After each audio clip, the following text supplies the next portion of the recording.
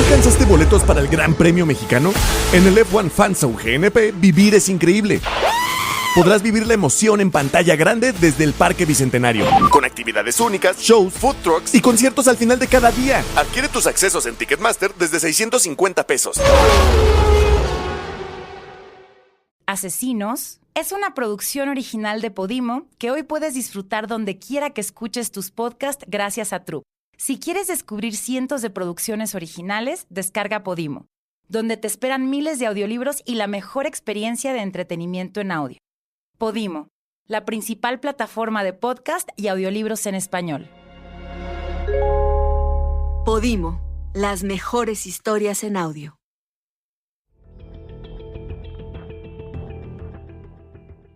Lo primero que viene a mi cabeza cuando escucho el nombre de Garavito es pena de muerte para los violadores de niños.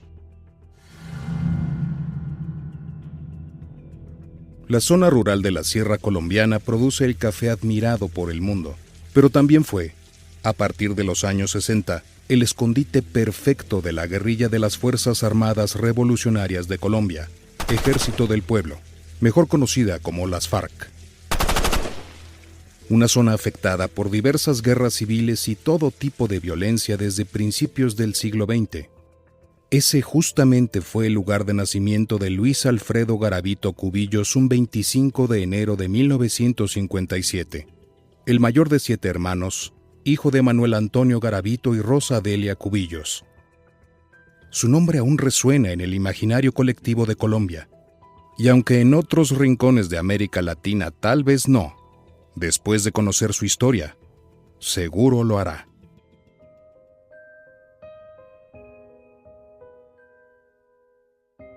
Asesinos es un podcast producido por Scriptum en exclusiva para Podimo, la principal plataforma de podcast y audiolibros en español.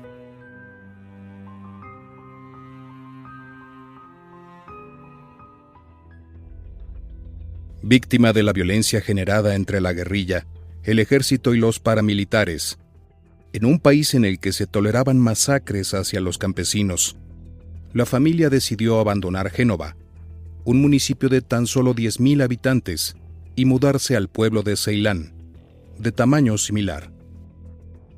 Ceilán, aunque relativamente tranquilo en ese momento, había sufrido años atrás una masacre en donde, por temas políticos, una noche asesinaron a más de 150 inocentes, violaron a infinidad de mujeres, mutilaron a varios hombres, empalaron a niños y quemaron al pueblo.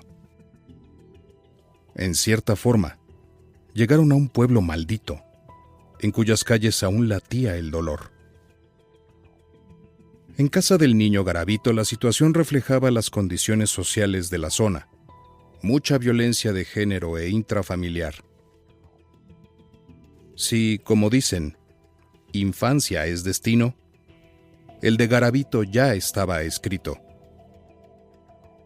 Mucho se ha especulado sobre su familia, pero la mayoría concuerda en que su madre se prostituía mientras que el padre obligaba a los hijos a ver el penoso espectáculo. Y si esto no era suficiente, se dice que Garavito, sus hermanos y su madre eran víctimas de brutales golpizas, así como de reiterados abusos sexuales.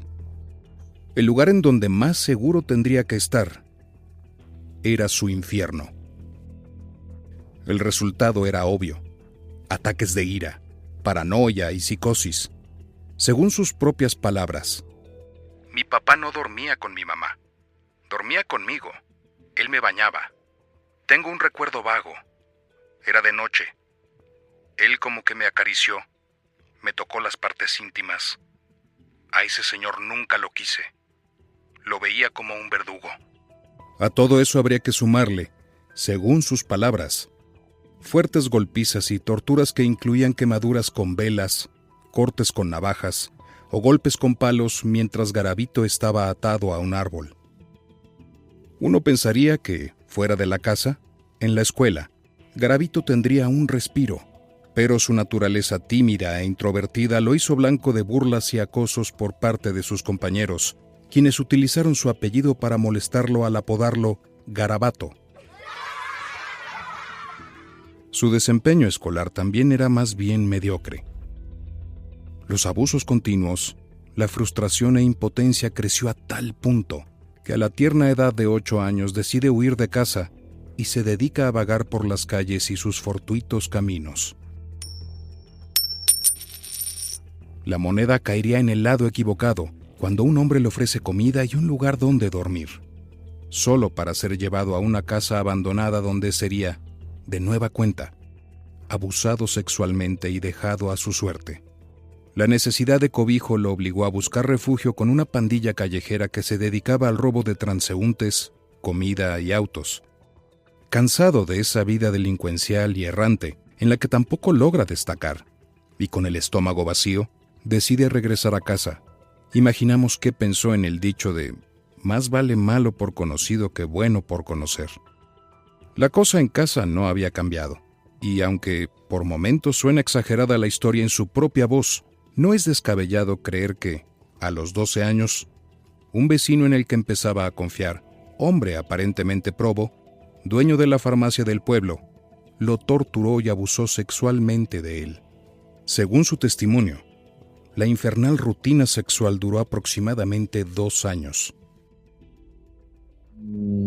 Creo que ya a los 13 años fui víctima de violación por parte del mejor amigo de mi hogar, un hombre muy religioso. Es aquí cuando de víctima se transforma en victimario. Se vuelve doblemente peor de lo que lo quebró. Como él mismo relata, después yo empecé a sentir una atracción hacia las personas de mi mismo sexo. Mis hermanos y hermanas eran muy pequeños, y yo sentía algo dentro de mí que no sabía explicar. Estando durmiendo, cogía a mis hermanos menores y les quitaba la ropa sin que ellos se enteraran, los acariciaba. En plena pubertad, a los 14 años, la madre de Garavito lo descubre acorralando a un niño de 5 años en la estación del tren. Es ese el momento en el que el joven deja de ocultar su atracción sexual hacia los niños. Es el momento en que admite que torturar a un menor lo hace sentir el mayor placer sexual. Fue el último día en casa. Su padre lo echó en cuanto entró, para nunca más volver. Ya siendo mayor de edad, decide mudarse a la ciudad de Armenia, apodada Ciudad Milagro, por la bonanza cafetera que vivía la región. Garavito pasó de vivir de un pequeño pueblo a una ciudad de, en ese entonces, más de 200,000 habitantes.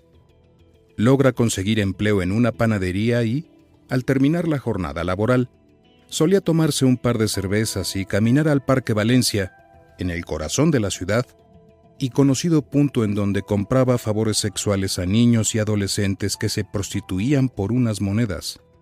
Pero para Garavito esto no era suficiente. Esa bestia indomable que traía dentro no se iba a conformar con migajas. Quería todo.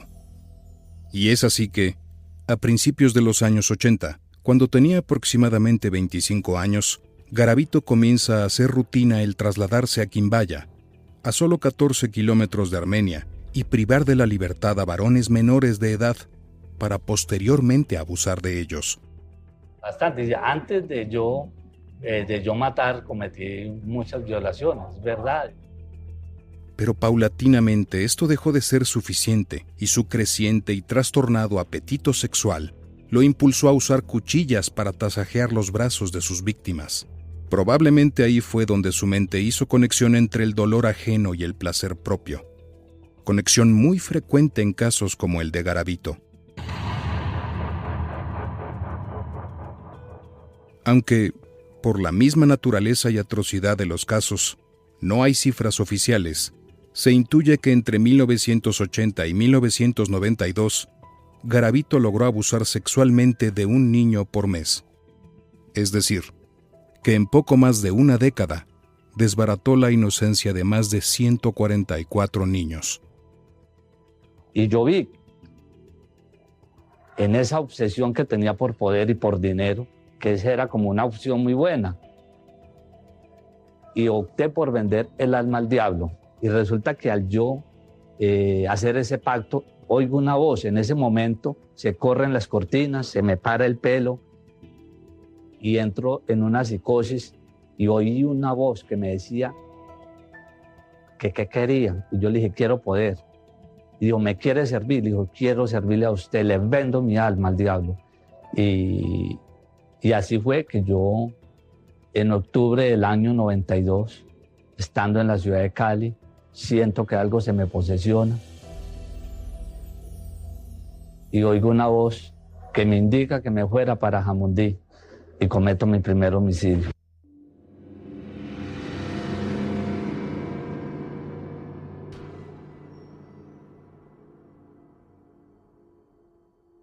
Jamundí, ciudad a 171 kilómetros de Armenia, fue la desafortunada sede en la que llevó a cabo más de 200 asesinatos. Su primera víctima, Juan Carlos, un pequeño que se divertía inocente y tranquilamente en el parque. Garavito se acercó al pequeño Juan como normalmente lo hacía, a punta de engaños, y poniendo unas monedas como anzuelo, logró llevarlo a un lugar despoblado. La diferencia en esta ocasión fue que, según narra él mismo, tuvo una revelación que lo impulsó a cometer su primer asesinato. Sentía que era momento de calmar su sed de venganza. ¿Contra quién? Contra la vida, su vida. Contra esa infancia que le arrebató todo indicio de inocencia. Contra esa frustración que no sabía controlar. Venganza contra todo y contra todos, sin importar que, al llevarla a cabo, arrebatara inocencias y vidas. Sobre el primer asesinato que cometió, él mismo afirmó: me transporté a mi infancia, sentí mucho odio. Más los niños que yo llevaba nunca antes los mataba. Y es allí donde cojo a este menor. Empiezo a tasajearlo con una cuchilla y se apodera de mí algo extraño que me decía: mate, que con matar ya vengan muchas cosas. Fue así como yo procedí a matarlo. Así fue mi primera muerte. Hay quien una vez que arrebata la vida ajena, no puede parar. Y Garavito se volvió un profesional en hacerlo.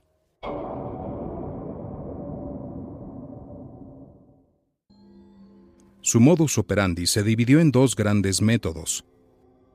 Por una parte, se valió de su empleo como vendedor ambulante para viajar sin levantar muchas sospechas.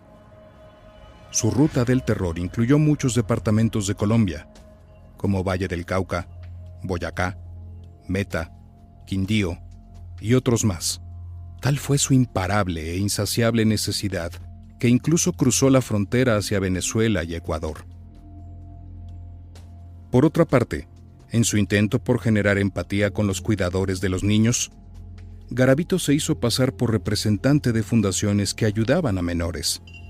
De esta forma es que logró el acceso a escuelas, guarderías y orfanatos. Estando en Cartago y en el bar alguien me dijo: hombre, usted que le gusta tanto, que le gusta, y usted como piro para las cosas, ¿usted por qué no se pone una sotana y se va para todos esos pueblos, hermano? Usted se enriquece. Y luego me quedó sonando y me mandé a hacer una sotana y verdad, y me iban y toda parte era padre. Que no quepa duda, Garavito sabía lo que hacía, a tal grado que se disfrazaba para evadir ser identificado plenamente. Los nombres falsos abundaban. Un día era Andrés Felipe, el benefactor; otro, Juan Sebastián, el humilde y tímido sacerdote. Otras veces era un intimidante y prepotente narcotraficante, y las menos, un dulce anciano retirado. Garavito nunca sobresalió en la escuela, pero como asesino serial se volvió un maestro. Sus víctimas eran, por lo general, niños pobres, en situación de calle o sin hogar. Él, más que ninguno, sabía que con esos pequeños nadie haría preguntas. Nadie estaría suficientemente interesado en encontrar respuestas. Yo soy consciente de los hechos que a mí me imputaron, de violaciones, de asesinatos, de todo esto que se ha dicho, referente al caso mío que cometí. Fui el autor de más de 200 homicidios y violaciones. Soy consciente de eso, pero en realidad yo en este momento no tengo el porqué. De una forma aterradora replicaba su propia historia, ofreciendo dulces o un plato de comida, engañando, engatusando, abusando. Todo para después, en un limbo de tiempo, robar no solo la inocencia de esos pequeños, sino también la vida. Poco a poco, no conforme con sí mismo, decidió imprimir en las víctimas su sello, un corte extenso en el abdomen que no provocaba la muerte instantánea. Me volteó boca abajo para hacerme, para violarme carnalmente. Entonces cuando él me volteó, pero yo ya estaba reventado, yo estaba ya los ojos hinchados, todo por dentro, los labios todo reventado.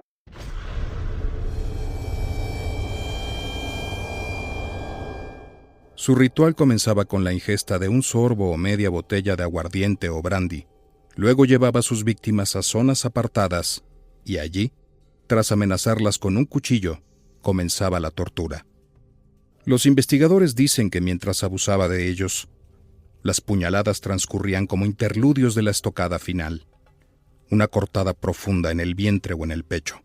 Lo que buscaba ahora era que murieran lenta y dolorosamente. Todo lo hacía siempre durante el día porque, oh, la ironía, Garavito le temía a la oscuridad. Bien dicen que no hay crimen perfecto y, como muchos otros asesinos seriales, Garavito tenía trofeos, y varios. Guardaba tanto la ropa interior de sus víctimas como fotos o recortes de periódicos que hablaran de sus crímenes. En todo momento usaba una pequeña y discreta libreta en donde anotaba alguna referencia que le permitiera no olvidar el lugar y la fecha de sus fechorías. Eran tantas que no podía darse el lujo de confiarlas a la memoria. En algunos casos abundó en detalles. Voy al hotel a las 9 de la noche. Empiezo a sentir esa fuerza extraña que me domina. Saco el cuchillo, consigo unas cabullas, llevo licor y me dispongo a andar por las diferentes calles aledañas a la galería. Había un niño llamado Julián Pinto cerca. Él estudiaba en el SENA, donde había ido a vender ambientadores el año pasado. Estaba vendiendo tintos. Le hablo, lo convenzo para que me acompañe. Deja su termo y se va conmigo. Lo introduzco al cañaduzal, lo amarro, lo acaricio y después lo violo. Julián Pinto grita. Lo acaricio. Él sigue gritando y posteriormente lo mato. Me acuerdo tanto de este niño por una situación. En ese sitio hay una cruz. Regreso para el pueblo y de un momento a otro siento una voz que me dice: «Eres un miserable, no vales nada». Regresé y miré lo que había hecho. En ese momento me arrodillé, me arrepentí y enterré el cuchillo. Si la violencia producida por el conflicto entre la guerrilla y los militares obligaron a su familia a mudar de hogar, sería la misma violencia, sumada a la ejercida por el narcotráfico, la que permitiría a Garavito enterrar los cuerpos en zonas de difícil acceso, en la montaña del Valle del Cauca y en el eje cafetero colombiano. Fue en la calle donde Garavito fue víctima de abuso sexual cuando era niño. Fue la calle la que le ofreció el mayor número de sus víctimas.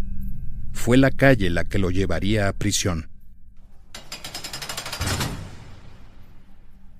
Tenía 33 años en ese momento y recuerdo haberlo visto en las noticias y sencillamente me repugnó el saber que existía una persona de ese calibre de actividad criminal y de perversión. No hay crimen perfecto. Y el 22 de abril de 1999, en la zona rural de Villavicencio, departamento de Meta, Luis Alfredo Garavito Cubillos, alias El Bestia, El Monje, El Monstruo, Tribilín, Conflicto, El Cura o El Loco, sería finalmente capturado. Horas antes, replicando su tradicional actuar, Garavito había embaucado a un menor que vendía cachitos de lotería en la calle. Tras desnudarlo y atarlo de pies y manos, y dispuesto a abusar de él, un chatarrero que era asiduo del lugar, ya que ahí solía fumar marihuana, se percató de lo que ocurría y, sin dudarlo, atacó a Garavito a pedradas, demostrando que las vidas difíciles no justifican la bajeza. Todo era confusión. Garavito, exaltado, tras ver que su presa y el chatarrero huían, Trató de usar su cuchillo para acallarlos, pero fracasó en su intento. Ante la posibilidad de ser visto, Garavito dio por cancelada la persecución. Ya a salvo, el niño y su salvador llamaron a la Policía Nacional. Tras contar el menor lo sucedido, una brigada de múltiples elementos de la policía cercó la zona. Con la ayuda de vehículos oficiales, taxis e incluso coches particulares, recorrieron el cuadrante. Todos los que oían la historia querían sumarse a detener al autor de tantas tragedias y vidas rotas. Horas después, arrinconado por la intensa búsqueda, Garavito salió del monte caminando. Fue plenamente identificado por el niño y arrestado por los policías. En el momento de la captura, Garavito utilizó uno de sus múltiples seudónimos. Afirmó que no llevaba ninguna identificación y confesó llamarse Bonifacio Morera Liscano. Y con ese nombre se inició la investigación sobre la presunta tentativa de violación sobre el menor. Poco a poco, los investigadores unieron las piezas y la información llegó a manos de un grupo que un par de meses antes había sido integrado para resolver el misterio de las 13 osamentas halladas en las afueras de Villavicencio. 13 esqueletos de niños entre 7 y 16 años. La investigación llegó al juzgado en donde Garavito enfrentó 172 cargos por asesinatos de menores. Fue un escándalo bastante grande y fue un tema mediático de un impacto demasiado fuerte, porque evidentemente era un asesino en serie que había matado a muchísima gente, a más de un centenar de personas, entre niños y algunos adultos, y pues que uno lo veía y evidentemente sabía que el tipo era un asco. O sea, es que era absolutamente repugnante y cada vez que se asociaba con más crímenes y evidentemente el culpable era él, se volvió un referente para cualquier tipo de persona que abusara sexualmente de un menor. La suma de las condenas impuestas a este criminal fue de 1.853 años por los delitos de asesinato, secuestro, tortura, violación y abusos sexuales. La privación de libertad de casi 2.000 años de condena, establecida por el tribunal en su sentencia, quedó legalmente reducida al cumplimiento de un máximo de 40 años de prisión, debido a que esta era la máxima condena de privación de libertad que establecía en ese entonces el ordenamiento penal colombiano. Yo cometí una serie de conductas que infringen las normas penales y las morales. Soy un ser humano, igual a cualquier otro, con unas fallas, pues, pero no que yo sea peligroso. No, en este momento no me considero. Su condena se cumplirá en el año 2039, cuando cumpla los 82 años, pero en 2023 podría salir bajo libertad condicional. A sus 66 años se ha portado muy bien en prisión. Colaboró con la justicia al confesar sus crímenes y el sistema penal de Colombia lo permite. Él ha colaborado con la Fiscalía. Debo decir que tiene además una memoria impresionante. Nos dibujaba paso a paso el lugar donde debíamos encontrar las víctimas. Como si se tuviese un GPS, llegábamos sin necesidad de que él estuviese.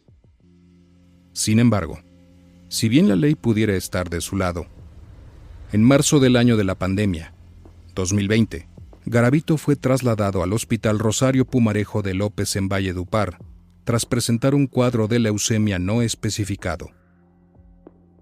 A Garavito se le considera como el mayor asesino y agresor sexual de niños de la historia de la humanidad, tras haber abusado sexualmente de unos 200 niños y asesinado a más de 100.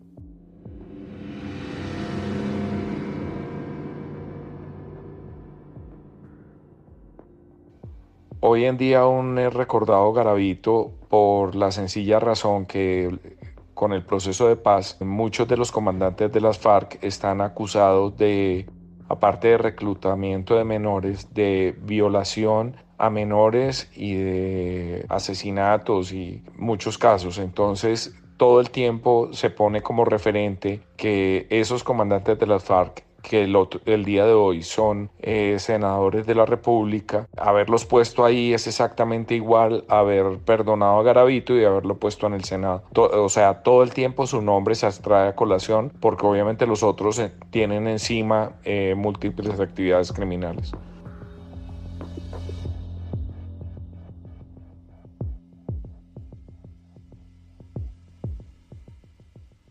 Guionista, Amaranta Olvera. Asesor, Antonio García. Locución, Eduardo Albornoz. Creador y productor, Carlos Hernández.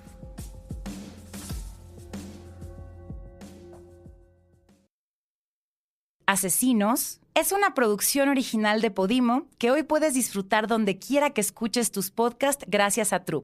Si quieres descubrir cientos de producciones originales, descarga Podimo, donde te esperan miles de audiolibros y la mejor experiencia de entretenimiento en audio. Podimo, la principal plataforma de podcast y audiolibros en español.